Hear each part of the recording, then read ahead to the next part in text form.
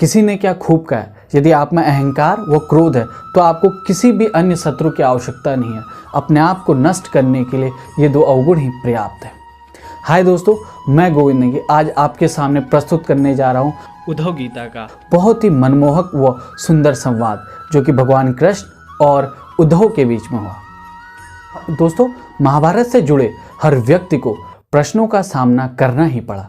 यहाँ तक कि स्वयं भगवान कृष्ण भी इन प्रश्नों से अछूते नहीं रहे। दोस्तों, महाभारत को पढ़ते वक्त हमारे मन में भी कुछ प्रश्न अवश्य ही आते होंगे।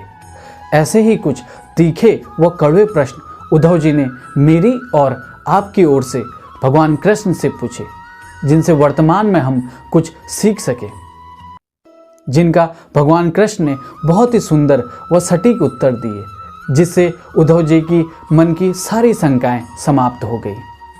दोस्तों, उद्धव जी भगवान कृष्ण के सारथी भी थे और सखा भी थे। एक रोज भगवान कृष्ण ने उद्धव से बोला, हे उद्धव, तुमने जीवन भर मेरी सेवा करी, लेकिन आज तक कभी कुछ मांगा नहीं। आज मैं चाहता हूं कि तुम कुछ मांगो उद्धव। तुम जो चाहो वो मांगो, मुझे बहुत प्रसन्नता मिलेगी, खुशी मिलेगी। मुझे अपना ऋणी न बनाओ उद्धव। मुझे कुछ नहीं चाहिए। उद्धव जी बोले, मुझे केवल मेरे प्रश्नों के उत्तर चाहिए। मेरी शंकाओं का समाधान करो सखा। मैं आज तक आपकी लीलाओं को नहीं समझ सका। आपके उपदेश कुछ और थे और आपका व्यक्तिगत जीवन कुछ और था। मेरे प्रश्नों का उत्तर देकर मुझे संतुष्ट करें। तब भगवान कृष्ण बोले, पूछो उद्धव, जो भी प्रश्न तुम्हारे मन में है पूछो। तब उद्धव ने पहला प्रश्न पूछा, हे माधव, सच्चा मित्र कौन है? भगवान कृष्ण ने उत्तर दिया, सच्चा मित्र वह है जो आवश्यकता पड़ने पर बिना मित्र के मदद मांगे ही उसकी सहायता करे। इस पर उद्धव जी ने बोला, हे कान्हा, आप तो पांडवों के परम मित्र थे, परम आत्मीय थे, तो फिर क्या आपको नहीं लगता कि आपने ये जो सच्चे मित्र की परिभाषा दी है, आपने उसके अनुसार कार्य नहीं किया? यदि किया होता तो आपने युधिष्ठिर को युद्ध क्रीड़ा से अवश्य ही रोका होता। आपने उन्हें रोका नहीं। आप उन्हें जिता सकते थे कान्हा। आप भाग्य को पांडवों के पक्ष में मोड़ सकते थे। जब वो एक के बाद एक सब कुछ अपना दांव पर लगा रहे थे, तब आप युधिष्ठिर को रोक सकते थे कान्हा।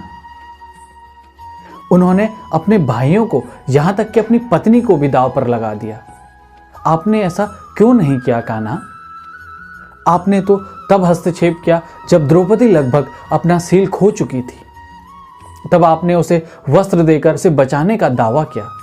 आप ये दावा भी कैसे कर सकते हो कान्हा? एक व्यक्ति भरी सभा में एक स्त्री को घसीट कर लाता है और उसे निर्वस्त्र करने के लिए छोड़ देता है। आप ही बताइए कान्हा, क्या एक स्त्री का सील बचा? यदि आपने संकट के समय अपनों की मदद नहीं करी तो आपको आपात बांधव कैसे कहा जा सकता है कान्हा? बताइए ना कान्हा, क्या यही धर्म है? प्रश्न पूछते पूछते उद्धव जी का गला रुक गया और आंखों से आंसू आने लग गए। तब भगवान कृष्ण ने मुस्कुराते हुए बोला, प्रिय उद्धव, यह प्रकृति का नियम है कि विवेकवान ही जीतता है। उस समय दुर्योधन के पास विवेक था, धर्मराज के पास नहीं, इसीलिए धर्मराज पराजित हुए। उत्तर सुनकर उद्धव अचंभित थे। तब भगवान आगे बोले, उद्धव, उस समय दुर्योधन के पास युद्ध क्रीड़ा के लिए धन तो बहुत था, लेकिन उसे पासों का ज्ञान नहीं था, इसीलिए उसने अपनी ओर से मामा शकुनी को खिलाया। धर्मराज भी यही कर सकते थे। तुम ही बताओ उद्धव, यदि मैं और शकुनी खेलते तो कौन जीतता? पासों के अंक किसके अनुसार आते, मेरे अनुसार या शकुनी के अनुसार? चलो इस बात को जाने भी दो।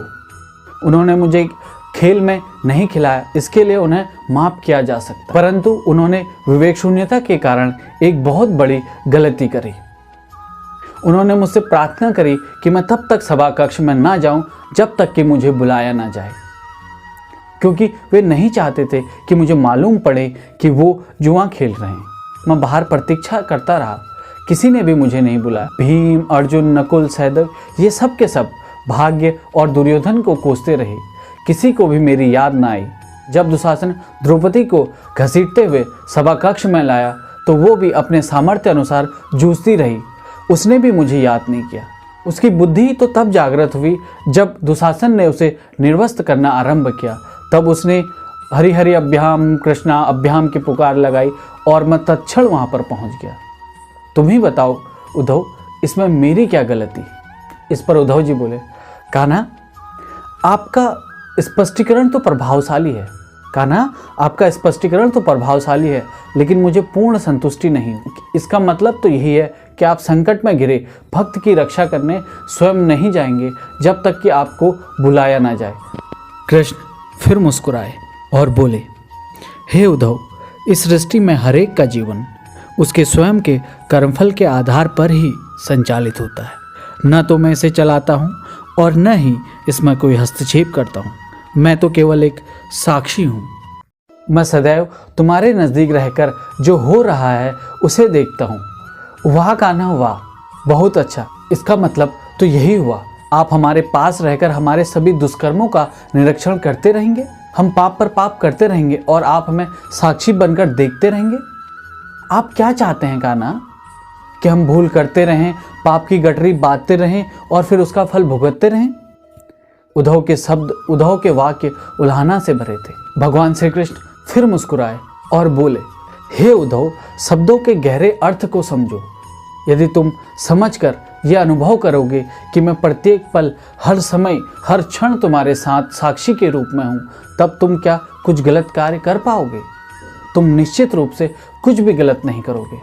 जब तुम यह भूल जाते हो और समझने लगते हो कि तुम मुझसे छुपकर कुछ भी कार्य कर सकते हो, तुम तभी मुसीबत में फंसते हो और तभी दुष्कर्म करते हो।